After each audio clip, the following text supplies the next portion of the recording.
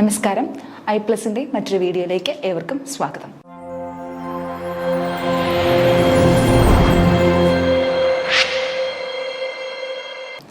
നമ്മൾ സെറ്റ് മാത്തമാറ്റിക്സിൻ്റെ കുറച്ച് previous year questions ആണ് ഡിസ്കസ് ചെയ്തുകൊണ്ടിരുന്നത്.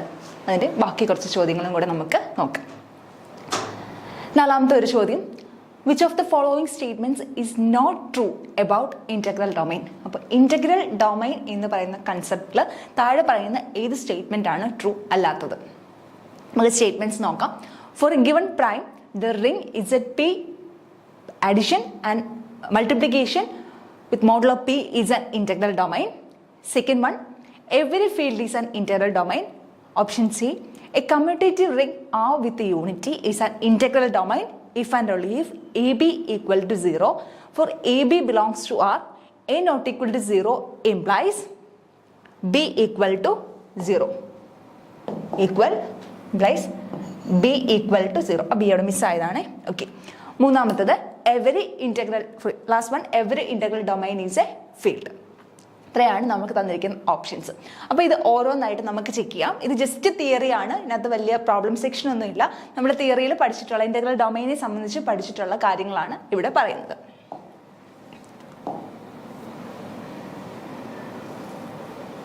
ഓക്കെ, ഓരോരോ ഓപ്ഷൻസ് ആയിട്ട് നോക്കാം. First option, for a given prime the ring ZP with operations addition and multiplication modulo P is an integral domain. ഇതാണ് നമ്മുടെ ഫസ്റ്റ് ഓപ്ഷൻ പറഞ്ഞേക്കുന്നത്. ഇത് ശരിയാണോ തെറ്റാണോ എന്നാണ് നമ്മളോട് ചോദിച്ചേക്കുന്നത്. റിംഗ് എന്ന് പറയുന്നത് ZP പ്ലസ് ആൻഡ് മൾട്ടിപ്ലിക്കേഷൻ. ഈ റിംഗ് എന്ന് പറയുന്നത് എന്താണ്? Ring of integers modulo P. അവിടുത്തെ operation multiplication and addition modulo P ആണ്. ഇവിടെ P എന്ന് പറയുന്നത് എന്താണെന്ന് അവരെടുത്ത് പറഞ്ഞിട്ടുണ്ട്, പ്രൈം ആണെന്ന് പറഞ്ഞിട്ടുണ്ട്. ഏതൊരു പ്രൈമിനും ZP plus B multiplication P എന്ന് പറയുന്നത് എന്താണ്? ഫീൽഡാണ്. നമ്മളത് തീരമായിട്ട് തന്നെ പഠിച്ചിട്ടുണ്ട്. For every prime the ring of integers modulo P എന്ന് പറയുന്നത് എന്താണ്? ഫീൽഡാണ്. നമുക്കറിയാം എല്ലാ ഫീൽഡുകളും എന്താണ്? ഇന്റഗ്രൽ ഡൊമൈൻ ആണ്. എല്ലാ ഫീൽഡുകളും ഇന്റഗ്രൽ ഡൊമൈൻ ആണ്. തിരിച്ച് എല്ലാ ഇന്റഗ്രൽ ഡൊമൈൻസും ഫീൽഡ് ആണോ എന്നുള്ളത് നമുക്ക് ചെക്ക് ചെയ്യാം. എല്ലാ ഫീൽഡും എന്താണ്? ഇന്റഗ്രൽ ഡൊമൈൻ ആണ്. അതുകൊണ്ട് തന്നെ ഇതെന്തായിരിക്കും? ഇതൊരു ഇന്റഗ്രൽ ഡൊമൈൻ ആയിരിക്കും. അപ്പോൾ ഓപ്ഷൻ എ എന്താണ്? ട്രൂ ആണ്. നമ്മുടെ ക്വസ്റ്റ്യൻ നോട്ട് ട്രൂ ആണ് ചോദിച്ചിരിക്കുന്നത്. നോട്ട് ട്രൂ ആണ് ചോദിച്ചിരിക്കുന്നത്. അപ്പോൾ ഓപ്ഷൻ എ എന്താണ്? ട്രൂ ആണ്. രണ്ടാമത്തെ ഓപ്ഷനിലേക്ക് പോകാം. രണ്ടാമത്തെ ഓപ്ഷൻ ചോദിച്ചിരിക്കുന്നത് every field is an integral domain. Already അത് ഉണ്ടെങ്കിലേ ഫസ്റ്റ് ഓപ്ഷൻ എന്ത് ചെയ്യാൻ പറ്റും? നമുക്ക് പ്രൂവ് ചെയ്യാനായിട്ട് പറ്റത്തുള്ളൂ. എങ്കിലും നമുക്ക് നോക്കാം. Every field is an integral domain. Okay, field എന്ന് പറഞ്ഞാൽ എന്താ? ആദ്യം ഫീൽഡിന്റെയും ഇന്റഗ്രൽ ഡൊമൈൻ്റെയും ഡെഫിനിഷൻസ് മാത്രം ആലോചിച്ച് കഴിഞ്ഞാൽ തന്നെ ഇതിന്റെ ആൻസർ നമുക്ക് കിട്ടും. ഫീൽഡ് എന്ന് പറഞ്ഞാൽ എന്താ? A field is a commutative ring with unity where every non zero element has a multiplicative inverse. അപ്പോൾ ഫീൽഡ് എന്ന് പറയുന്നത് ഇറ്റ്സ് എ കമ്മ്യൂട്ടേറ്റീവ് റിംഗ്. എന്ത് വേണം? യൂണിറ്റി വേണം. അതുപോലെ തന്നെ എല്ലാ നോൺ സീറോ എലമെന്റ്സിനും എന്ത് വേണം? Multiplicative inverse. നോൺ സീറോ എന്ന് അവരെടുത്ത് പറയുന്നുണ്ട്. എല്ലാ നോൺ സീറോ എലമെന്റ്സിനും എന്ത് വേണം? മൾട്ടിപ്ലിക്കേറ്റീവ് ഇൻവേഴ്സും വേണം. ഇനി അടുത്തത് ഇന്റഗ്രൽ ഡൊമൈൻ്റെ കേസ് നമുക്ക് നോക്കാം. ഇന്റഗ്രൽ ഡൊമൈൻ്റെ കേസ് എന്താ? It's also a commutative ring. അതെന്തായിരിക്കണം? ഒരു കമ്മ്യൂട്ടേറ്റീവ് റിംഗ് തന്നെ ആയിരിക്കണം. അതിനും എന്ത് വേണം? യൂണിറ്റി വേണം. അപ്പൊ ഇതിന് രണ്ട് കണ്ടീഷൻസും ഏകദേശം ഒരുപോലെ തന്നെ സാറ്റിസ്ഫൈ ചെയ്യുന്നുണ്ട്. ഇനി എന്തും കൂടെ നോക്കിയാൽ മതി. That has no zero divisors. എന്ത് വരരുത്? അതിനകത്ത് സീറോ ഡിവൈസസ് വരരുത്. അപ്പൊ സീറോ ഡിവൈസസ് വരരുത്. ഒരിക്കലും എന്ത് വരത്തില്ല? ഫീൽഡിൽ എന്തില്ല? സീറോ ഡിവൈസസ് ഇല്ല. സീറോ ഡിവൈസസ് എന്ന് പറഞ്ഞാൽ എന്താ? A into B equal to 0 ആണെങ്കിൽ implies A not equal to 0 ആവണം. അതുപോലെ തന്നെ ബിയും നോട്ട് ഈക്വൽ ടു 0 ആണ്. എയും ബിയും നോൺ സീറോ ആണ്. പക്ഷേ A into B 0 ആണെങ്കിൽ നമുക്ക് എന്ത് പറയാം? അത് സീറോ ഡിവൈസർ ആണെന്ന് പറയാം. അപ്പൊ ഇന്റഗ്രൽ ഡൊമൈൻ ആകുമ്പം അതിനകത്ത് എന്ത് കാണരുത്? സീറോ ഡിവൈസർ കാണരുത്. നമുക്കറിയാം ഫീൽഡിൽ എന്തില്ല? സീറോ ഡിവൈസേഴ്സ് ഇല്ല. Also field is a commutative ring. Field commutative റിംഗും ആണ്. ഫീൽഡ് എന്തുമാണ്? Field commutative ring. അതിനകത്ത് എന്തുമുണ്ട്? യൂണിറ്റിയും ഉണ്ട്. അതുകൊണ്ട് തന്നെ നമുക്ക് എന്ത് പറയാം? ഇതെന്ന് പറയുന്നത്, ഈ സ്റ്റേറ്റ്മെന്റ് എന്ന് പറയുന്നത് ട്രൂ ആണെന്ന് പറയാനായിട്ട് പറ്റും. ഓക്കെ, അപ്പൊ രണ്ടാമത്തെ ഓപ്ഷനും ട്രൂ ആണ്. മൂന്നാമത്തെ ഓപ്ഷനിലേക്ക് പോവാം. മൂന്നാമത്തെ ഓപ്ഷൻ എന്താ പറഞ്ഞേക്കുന്നത്? A commutative ring R with unity is an integral domain if and only if AB equal to 0, AB belongs to R, A not equal to 0 implies B equal to 0. അതായത് just integral domain ഒരു definition ആണ് പറഞ്ഞേക്കുന്നത്. നമുക്കറിയാം integral domain definition തൊട്ട് മുന്നേ നമ്മൾ പറഞ്ഞതേ ഉള്ളൂ. A commutative ring with unity and has no zero divisors. അപ്പോൾ ഇവർ പറയുന്നുണ്ട് R എന്ന് പറയുന്നത് കമ്മ്യൂട്ടേറ്റീവ് റിംഗ് ആണ്, അതിനകത്ത് യൂണിറ്റിയും ഉണ്ട്. അതൊരു ഇന്റഗ്രൽ ഡൊമൈൻ ആകണമെങ്കിൽ ഈ ഒരു കണ്ടീഷൻ സാറ്റിസ്ഫൈ ചെയ്യണം. നമ്മളത് ആലോചിച്ച് നോക്കിയാൽ ഇന്റഗ്രൽ ഡൊമൈൻ ആണെങ്കിൽ 2 കണ്ടീഷൻസ് ആണെങ്കിൽ പ്ലസ് ഒരു കണ്ടീഷനും കൂടെ സാറ്റിസ്ഫൈ ചെയ്താൽ മതി. ഏതാണ് ആ കണ്ടീഷൻ? അതിനകത്ത് എന്ത് കാണരുത്? 0 ഡിവൈസേഴ്സ് കാണരുത്. അപ്പൊ ഈ പറയുന്നത് 0 ഡിവൈസറിന്റെ കണ്ടീഷൻ ആണ് എങ്കിൽ നമുക്ക് എന്ത് പറയാൻ പറ്റും? ഇത് ഇന്റഗ്രൽ ഡൊമൈൻ ആണെന്ന് പറയാനായിട്ട് പറ്റും. നോക്കിയേ, ഞാൻ നേരത്തെ 0 ഡിവൈസറിന്റെ കണ്ടീഷൻ പറഞ്ഞു. A × B = 0 ആകുകയാണെങ്കിൽ എന്താകരുത്?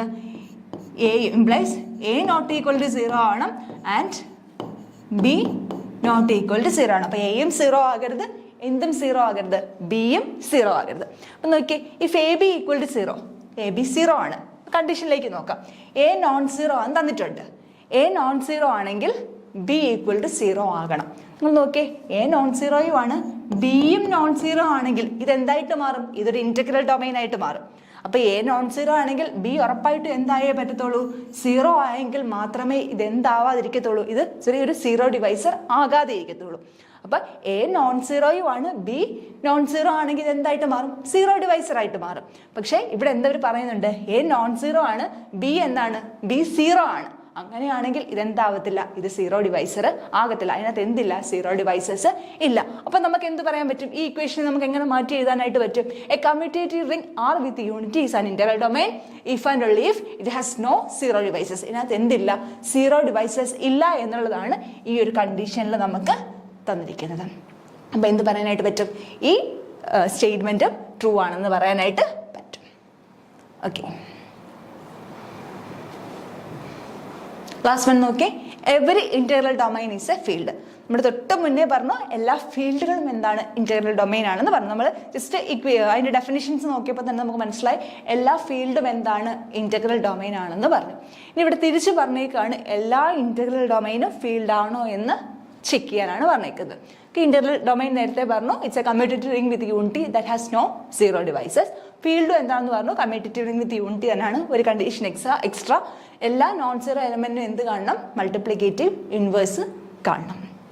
അങ്ങനെയാണെങ്കിൽ എല്ലാ ഇന്റഗ്രൽ ഡൊമൈനും ഫീൽഡ് ആണോ? അല്ല, ഒരിക്കലും എല്ലാ ഇന്റഗ്രൽ ഡൊമൈനും എന്തായിട്ട് മാറത്തില്ല?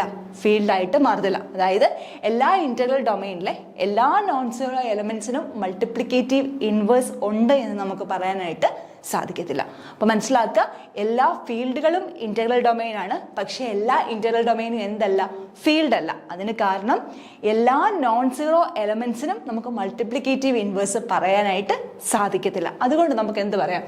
ഒരു ഇന്റഗ്രൽ ഡൊമൈൻ, എല്ലാ ഇന്റഗ്രൽ ഡൊമൈൻ എന്തല്ല? ഫീൽഡ് അല്ലെന്ന് പറയാനായിട്ട് പറ്റും. അതിന്റെ എക്സാമ്പിൾ നമുക്കിവിടെ കാണാം. Z++ ഡോട്ട്, അതായത് the ring of integers with operation addition and multiplication. ഇതെന്താണ്? ഇതെന്ന് പറയുന്നത് ഒരു ഇന്റഗ്രൽ ഡൊമൈൻ ആണ്. ഇന്റഗ്രൽ ഡൊമൈൻ എന്ന് പറയുന്നത് അതിനകത്ത് കമ്മ്യൂട്ടേറ്റീവ് റിംഗ് ആണ്, അതിനകത്ത് യൂണിറ്റി ഉണ്ട്, അതുപോലെ തന്നെ ഇതിനകത്ത് എന്തില്ല?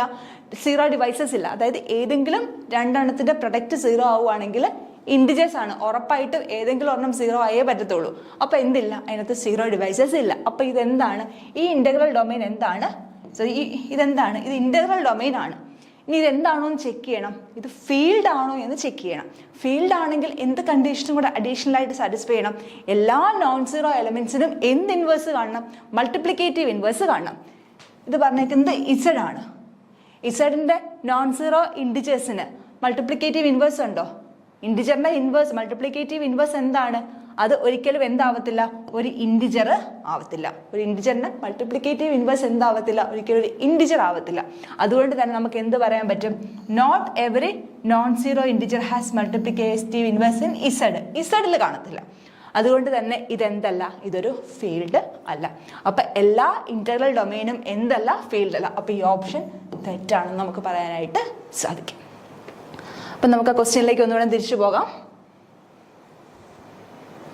For a given prime P, the ring integers modulo P എന്ന് പറയുന്നത് എന്താണ്? ഇന്റഗ്രൽ ഡൊമൈൻ ആണ്. നമ്മളത് പറഞ്ഞു. അതുപോലെ എല്ലാ ഫീൽഡുകളും എന്താണ്? ഇന്റഗ്രൽ ഡൊമൈൻ ആണ്. പക്ഷെ എല്ലാ ഇന്റഗ്രൽ ഡൊമൈൻസും എന്തല്ല? ഫീൽഡ് അല്ല. അതുപോലെ ഇന്റഗ്രൽ ഡൊമൈൻ ആവാനുള്ള കമ്മ്യൂട്ടേറ്റീവ് യൂണിറ്റി ആണ്. അതുപോലെ എന്ത് ചെയ്താൽ മതി? 0 ഡിവൈസസ് ഇല്ലാതിരുന്നാൽ മതി. 0 ഡിവൈസസിനുള്ള മറ്റൊരു കണ്ടീഷനാണ്, ഇല്ല എന്നുള്ളതിലേക്കാണ് മറ്റൊരു കണ്ടീഷനാണ് അവർ ഓപ്ഷനിൽ തന്നെ പറഞ്ഞേക്കുന്നത്. ഓക്കെ, അടുത്ത ക്വസ്റ്റ്യനിലേക്ക് പോകാം. The rank of the matrix 3 2 5 -1 0 2 11, 6, 11. ഈ മെട്രിക്സിൻ്റെ റാങ്ക് കണ്ടുപിടിക്കാനാണ് നമ്മളോട് ക്വസ്റ്റ്യൻ. അപ്പം എന്താണ് ഒരു മെട്രിക്സിൻ്റെ റാങ്ക് എന്ന് പറയുന്നത്?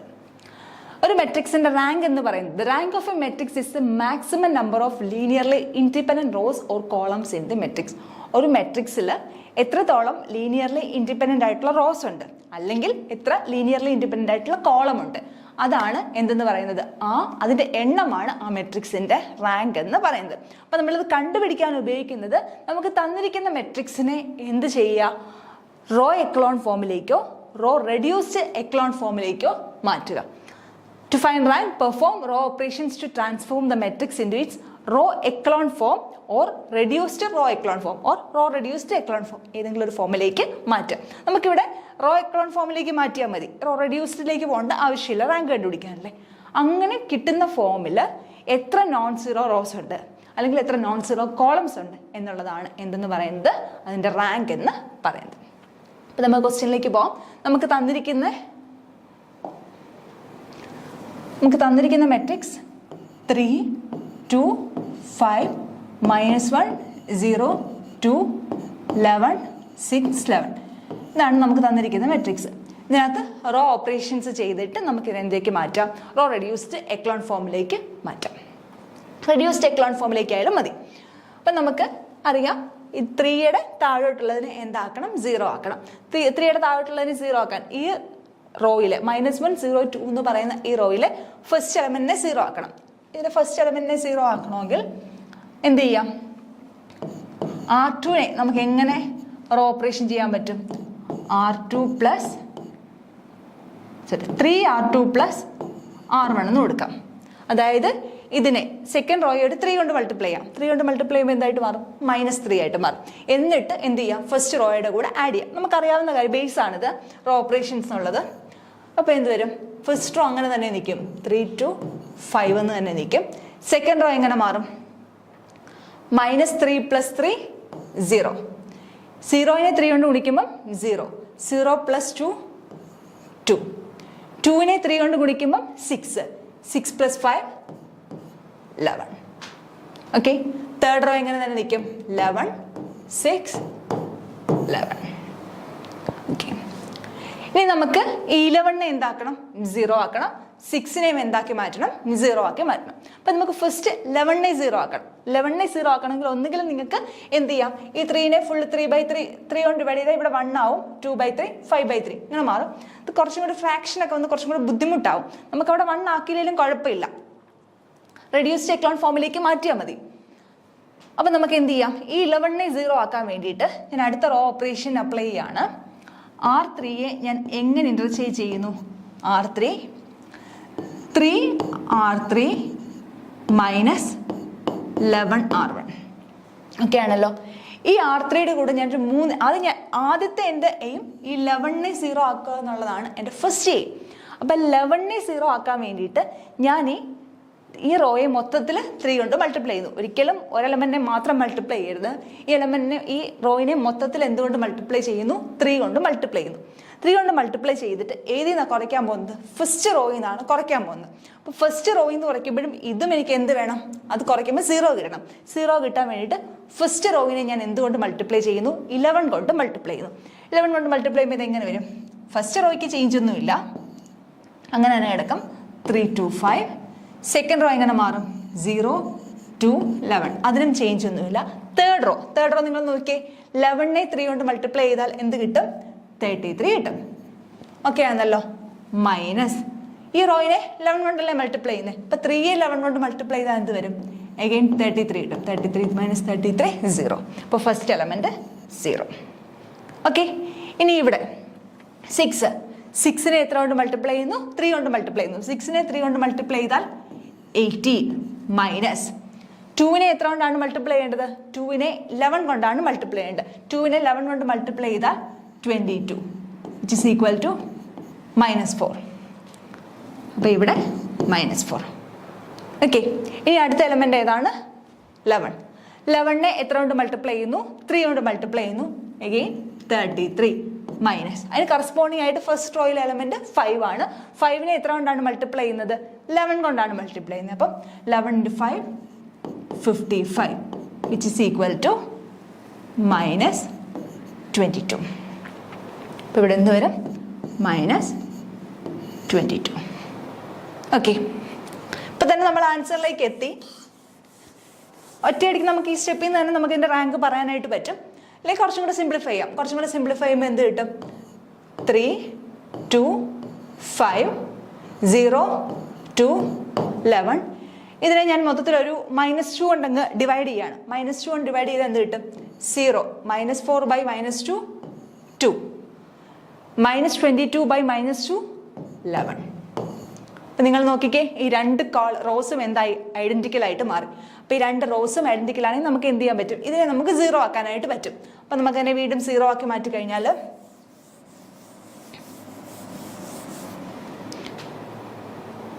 0 ആക്കി മാറ്റി കഴിഞ്ഞാൽ എങ്ങനെ വരും?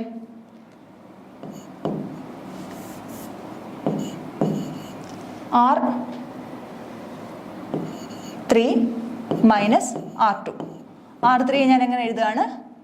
R3 implies R3 minus R2. R3 implies R3 minus R2 ആകുമ്പോൾ എന്ത് വരും? 3, 2, 5, 0, 2, 11, 0, 0, 11.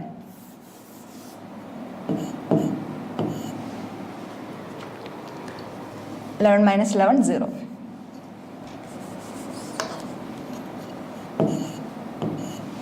ഓക്കെ, അപ്പോൾ എന്ത് കിട്ടി?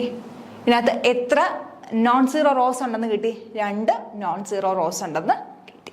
അപ്പോൾ ഇതിൻ്റെ റാങ്ക് എത്രയാണെന്ന് നമുക്ക് പറയാനായിട്ട് പറ്റും? ഇതിൻ്റെ റാങ്ക് 2 ആണെന്ന് പറയാനായിട്ട് പറ്റും. അപ്പോൾ ഒരു റോ റെഡ്യൂസ്ഡ് എക്ലോൺ ഫോമിലേക്കോ അല്ലെങ്കിൽ റോ റെഡ്യൂസ്ഡ് ഫോമിലേക്കോ മാറ്റുമ്പോൾ എന്ത് കിട്ടണം നമുക്ക്?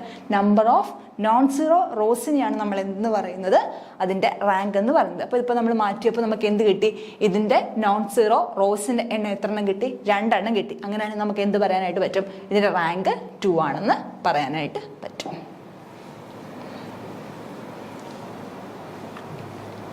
Okay, answer option C. അടുത്ത ക്വസ്റ്റ്യൻ നോക്കാം. 6ാമത്തെ question. The number of integer less than 200 and relatively prime to it is option A 98, option B 80, option C 101, option D 102. The number of integers less than 200 and relatively prime to it. നമുക്ക് ഇരുന്ന് എണ്ണാനൊന്നും പറ്റത്തില്ല. നമ്മൾ ഇതിന് എന്ത് പഠിച്ചിട്ടുണ്ട്? Number തിയറിക്കകത്ത് ഇതിനൊരു പ്രത്യേക തരത്തിലുള്ള ഫംഗ്ഷൻ പഠിച്ചിട്ടുണ്ട്, Euler-Cauchy ഫംഗ്ഷൻ. നമുക്കതെന്താണെന്ന് നോക്കാം. To find the number of integers less than 200 and relatively prime to it, അതായത് 200-ൽ താഴെ ഉള്ള അതിനോട് റിലേറ്റീവ്ലി പ്രൈം ആയിട്ടുള്ള. അപ്പോൾ റിലേറ്റീവ്ലി പ്രൈം എന്ന് പറഞ്ഞാൽ എന്താ? 200-ഉം ആ നമ്പറുമായിട്ടുള്ള GCD എന്തായിരിക്കണം? 1 ആയിരിക്കണം. അതിനകത്ത് 1 അല്ലാതെ വേറെ കോമൺ ഫാക്ടേഴ്സ് ഒന്നും കാണാനായിട്ട് പാടില്ല. അങ്ങനെ എത്ര സംഖ്യകൾ ഉണ്ട് എന്ന് കണ്ടുപിടിക്കുന്ന ഒരു ഫംഗ്ഷനാണ് നമ്മൾ എന്തെന്ന് പറയുന്നത്? Euler-Cauchy ഫംഗ്ഷൻ എന്ന് പറയുന്നത്. Euler-Cauchy ഫംഗ്ഷനെ നമ്മൾ ഡിനോട്ട് ചെയ്യുന്നത് phi of n ആണ്. The function phi of n counts the number of integers up to n that are relatively prime to n. അതായത് phi of n കൊണ്ട് ഉദ്ദേശിക്കുന്നത് n-നേക്കാളും താഴെയുള്ള, അതായത് n വരെയുള്ള ഉദ്ദേശിക്കുന്നത് എന്താ? n-നേക്കാളും താഴെയുള്ള n-നോട് റിലേറ്റീവ്ലി പ്രൈം ആയിട്ടുള്ള ഇൻഡിജേഴ്സ് എത്ര എണ്ണമുണ്ട് എന്നാണ് എന്ത് ചെയ്യുന്നത്?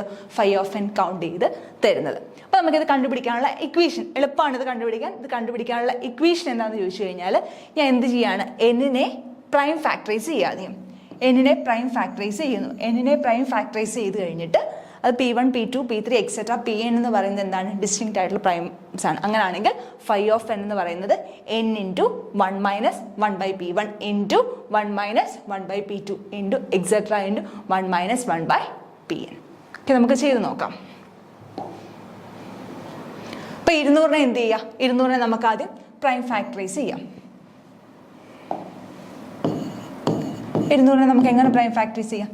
2 × 100 എന്ന് എഴുതാം. ഇരുന്ന് എഴുതി ചെയ്താലും മതി, കുഴപ്പമില്ല. നമുക്ക് പെട്ടെന്ന് ചെയ്യാൻ വേണ്ടി നമുക്ക് സമയം ലാഭിക്കണം. അപ്പോൾ എത്രയും പെട്ടെന്ന് ഏറ്റവും ഷോർട്ട് കട്ട് മെത്തേഡിലൂടെ ചെയ്യാൻ പറ്റുമോ അത്രയും ഷോർട്ട് കട്ട് മെത്തേഡിലൂടെ ചെയ്യാം. നമുക്ക് മാക്സിമം ഏറ്റവും വലിയ പ്രശ്നമാണ് സമയം. ഇപ്പോൾ 2 × 100 2 × 100-നെ എങ്ങനെ എഴുതാം? 10 × 10 എന്ന് എഴുതാം. which is equal to 2 × 10-നെ എങ്ങനെ എഴുതാം? 2 × 5 എന്ന് എഴുതാം. again 10-നെ എങ്ങനെ എഴുതാം? 2 × 5 എന്ന് എഴുതാം. അല്ല, നിങ്ങൾ ഓരോന്നായിട്ടിരുന്ന് ചെയ്യുക. 2 കൊണ്ട് ഡിവൈഡ് ചെയ്ത് പോകണമെങ്കിൽ അങ്ങനെ ഓക്കെ, എങ്ങനെയായാലും മതി.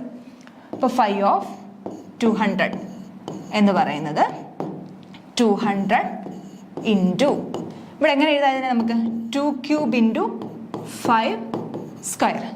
2 ക്യൂബ് ഇൻറ്റു 5 സ്ക്വയർ ആണ് 200 എന്ന് പറയുന്നത്. അപ്പോൾ 200 ഇൻറ്റു ഇതിനകത്തുള്ള ഡിസ്റ്റിങ്ക്റ്റ് പ്രൈംസ് ഏതൊക്കെയാണ്? 2ഉം 5ഉം ആണ്. അപ്പോൾ 1 minus 1/2 into 1 minus 1/5 which is equal to 200 into 1 minus 1/2 equal to 1/2 into 1 minus 1/5 which is equal to 4/5. നമുക്ക് ക്യാൻസൽ ചെയ്യാം. It is equal to 200 into 4/10. Cancel ചെയ്താൽ എന്ത് വരും? ഇവിടെ 20 വരും. 20 into 4 which is equal to 8. അപ്പോൾ നമ്മുടെ ആൻസർ ഓപ്ഷൻ ബി ആയിരിക്കും. അപ്പോൾ the number of integers less than n and relatively prime to it is phi of n. അതായത് ഓയിലേഴ്സ് ടോർഷൻ ഫംഗ്ഷൻ വെച്ചിട്ടാണ് നമ്മൾ കണ്ടുപിടിക്കുന്നത് phi of n എന്ന് പറയുന്നത്. phi of n എന്ന് പറയുന്നതിൻ്റെ ഇക്വേഷൻ n-നെ നമ്മൾ ആദ്യം എന്ത് ചെയ്യുക? ഡിസ്റ്റിങ്ക്റ്റ് പ്രൈംസ് ആയിട്ട് ഫാക്ടറൈസ് ചെയ്യുക. അങ്ങനെയാണെങ്കിൽ P1 P2 എക്സെട്ര Pn ആണ് അതിൻ്റെ ഡിസ്റ്റിങ്ക്റ്റ് പ്രൈംസ് എങ്കിൽ phi of n equation n into 1 minus 1/P1 into 1 minus 1/P2 into etcetera into 1 minus 1/Pn ആയിരിക്കും. ഓക്കെ, അപ്പോൾ ഓപ്ഷൻ ബി 80.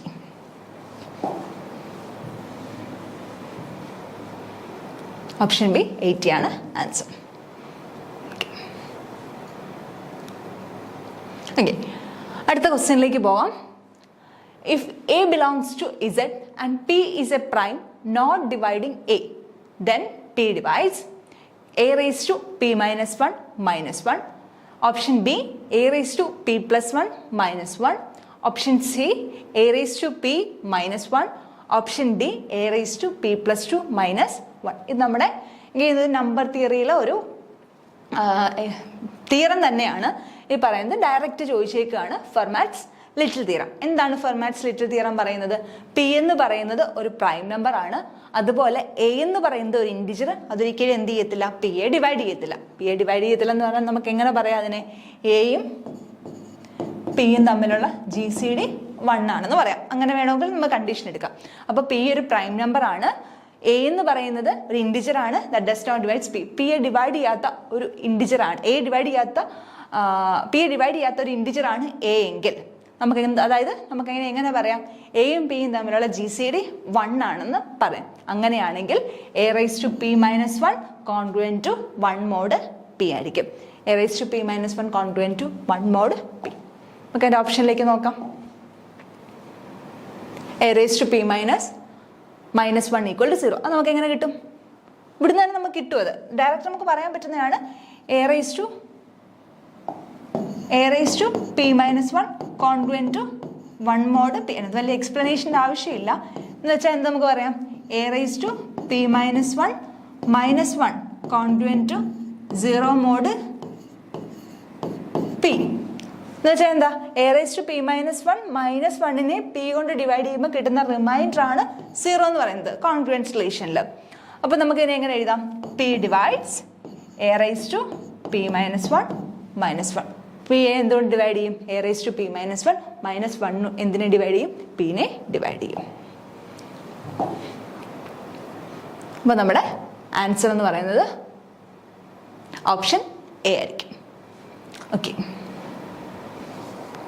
അടുത്ത 8ാമത്തെ question. Which of the following is not a topological property? താഴെ പറയുന്നത് ഏതാണ് topological property അല്ലാത്തത്? അപ്പം നമ്മുടെ ഇതെല്ലാം ജസ്റ്റ് കറക്റ്റ് ടോപ്പോളജിയുടെ ഒരു പ്രോപ്പർട്ടി ഡയറക്റ്റ് തന്നേക്കാണ്. അപ്പോൾ എന്തൊക്കെയാണെന്ന് അറിഞ്ഞാൽ തന്നെ ഇതിൻ്റെ ഓപ്ഷൻസ് നമുക്ക് ചെയ്യാനായിട്ട് പറ്റും. അപ്പോൾ ഏതൊക്കെയാണ് പറഞ്ഞേക്കുന്നത്? Openness, closedness, compactness, boundedness. ഇതിനകത്ത് ഏതാണ് ടോപ്പോളജിക്കൽ പ്രോപ്പർട്ടി അല്ലാത്തത്? അപ്പോൾ എപ്പോഴും എക്സാം എഴുതുമ്പോൾ ശ്രദ്ധിക്കേണ്ട കാര്യം ഈ നോട്ട് എന്നുള്ളതൊന്നും കാണാതെ പോകരുത്. ഇതിനകത്ത് ഏതാണ് ടോപ്പോളജിക്കൽ പ്രോപ്പർട്ടി അല്ലാത്തതെന്നാണ് ചോദിച്ചിരിക്കുന്നത്. അപ്പോൾ എന്താണ് ടോപ്പോളജിക്കൽ പ്രോപ്പർട്ടി, എപ്പോഴാണ് ടോപ്പോളജിക്കൽ പ്രോപ്പർട്ടി സാറ്റിസ്ഫൈ ചെയ്യുന്നത് എന്നുള്ള കാര്യങ്ങളെ പറ്റി നമുക്ക് നോക്കാം. A topological property is a property of space that is preserved under homeomorphisms. Homeomorphisms preserve ചെയ്യുന്ന സ്പേസിൻ്റെ പ്രോപ്പർട്ടീസിനെയാണ് നമ്മൾ എന്തെന്ന് പറയുന്നത്? ടോപ്പോളജിക്കൽ പ്രോപ്പർട്ടീസ് എന്ന് പറയുന്നത്. അപ്പോൾ എക്സും വൈയും 2 സ്പേസസ് ആണ്, അത് ഹോമിയോമോർഫിക് ആണ്. അങ്ങനെയാണെങ്കിൽ അത് രണ്ടും ഒരേ ടോപ്പോളജിക്കൽ പ്രോപ്പർട്ടീസ് എന്ത് ചെയ്യും? ഷെയർ ചെയ്യും. അപ്പം 2 സ്പേസ് അത് ഹോമിയോമോർഫിക് ആണെങ്കിൽ നമുക്ക് എന്ത് പറയാൻ പറ്റും? ഇത് രണ്ടും ഒരേ പ്രോപ്പർട്ടീസ് ടോപ്പോളജിക്കൽ പ്രോപ്പർട്ടീസ് ഹോൾഡ് ചെയ്യും എന്ന് പറയാനായിട്ട് പറ്റും. തിരിച്ച് നമുക്ക് പറയാൻ പറ്റും if a property is not preserved under homeomorphism. അതായത് ഒരു പ്രോപ്പർട്ടി ഈ എക്സിലും വൈയിലും ഹോമിയോമോർഫിസത്തിലുള്ള രണ്ട് സ്പേസസിൽ ഒരു പ്രോപ്പർട്ടി സാറ്റിസ്ഫൈ ചെയ്യുന്നില്ല അല്ലെങ്കിൽ പ്രിസർവ് ചെയ്യുന്നില്ല എങ്കിൽ നമുക്ക് എന്ത് പറയാൻ പറ്റും? അത് ടോപ്പോളജിക്കൽ പ്രോപ്പർട്ടി അല്ല എന്നും പറയാനായിട്ട് പറ്റും. അപ്പം ഇത് വെച്ചിട്ടാണ് നമ്മൾ എന്ത് ചെയ്യുന്നത്? ഈ പ്രോബ്ലത്തിലേക്ക് പോകുന്നത്. അപ്പോൾ ഒന്നാമത് പറയുന്നത് ഓപ്പൺനെസ്. ഓപ്പൺനെസ് നോക്കിയാൽ openness is A topological property. ഞാൻ ആദ്യമേ പറഞ്ഞതെല്ലാം ടോപ്പോളജിയിൽ ബേസ് ആയിട്ടുള്ള കുറച്ച് ഡെഫിനിഷൻസ് തന്നെയാണ്. അത് വെച്ച് നമുക്ക് നോക്കാം. ഒന്നാമത്തെ ഓപ്പൺനെസ് എന്ന് പറയുന്നത് എന്താണ്? ടോപ്പോളജിക്കൽ പ്രോപ്പർട്ടി ആണ്. Whether a subset of a space is open depends only on the topology of the space. അതായത് ഒരു സ്പേസിന്റെ സബ്സെറ്റ് ഓപ്പൺ ആവുന്ന എപ്പോഴാണ്? അതിന്റെ ടോപ്പോളജിയെ ഡിപ്പെൻഡ് ചെയ്ത് മാത്രമാണ്.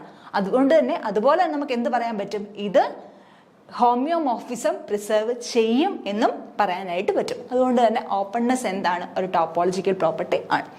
Second one closeness. ക്ലോസ്നെസ് എന്താണ്? ഒരു ടോപ്പോളജിക്കൽ പ്രോപ്പർട്ടിയാണ്. എപ്പോഴാണ് ഒരു സ്പേസിന്റെ സബ്സെറ്റ് ക്ലോസ്ഡ് എന്ന് പറയുന്നത്? അതിൻ്റെ കോംപ്ലിമെന്റ് അല്ലെങ്കിൽ കോംപ്ലിമെന്റ് ഓപ്പൺ ആയിട്ടുള്ളപ്പോൾ.